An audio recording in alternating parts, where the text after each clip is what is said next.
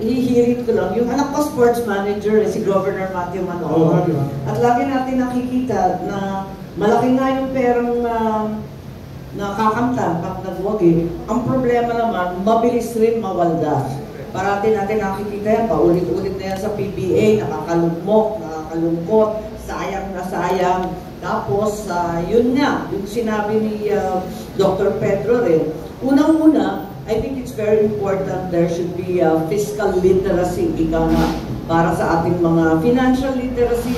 Kapag nanalo ang atleta natin, may konting guidance kung paano gagamitin yung pera.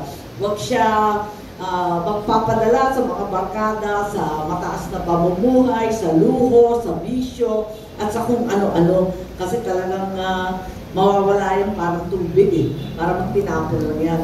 So, ang kailangan mo dyan, dapat sumunod ka, talima yun sa abogado at saka sa accountant na trustworthy. Kasi parati silang nadadali sa tax issues eh. Hindi nagbayad ng tax, di ba? Dami-daming reward. Puro tax liable naman, na hindi naman naaatupa. Ikalawa, siguro maghanap, hindi lang ng barkada. Siyempre, kailangan natin ng kaibigan at pamilya. Pero sa kabila nun, kinakailangan yung mentoring eh. Importante yan, parang start-up din yung ating mga atleta. Pag nagkaroon ng pera, kay bata-bata, parang start-up. Kailangan may hand-holding from a trustworthy group. At yan, maghanap ka ng mga ninong, ng mga marunong talaga sa FFCCI, marunong magnegosyo, sina Dr. Pedro, magpapakatiwalaan, may track record, talagang may integridad at may sariling pera.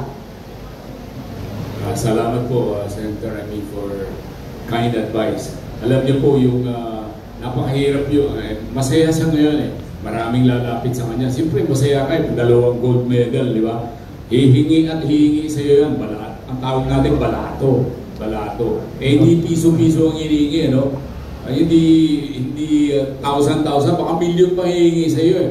Kaya delikado, di ba? Kailangan, sabi ni Senator, investment scams pa. Yes, may mga scammers, diba? Bibentahan. So, that's true. So, mentoring is very important. Maghanap ka ng mentor na marunong magbigay ng magandang advice. Hindi basta-basta advice, ha?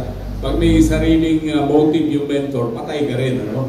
Yung mentoring is to help you moving forward to take care of your resources. That is very hard to find.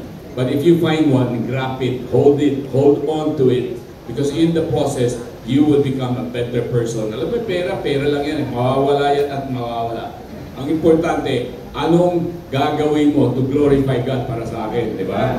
Pagka nga, ang motive mo is to glorify God at the end of the day, aside from winning for the country, you also glorify God, which Pacquiao is doing currently. Aside from making money, he is in the process of glorifying God in whatever he is doing.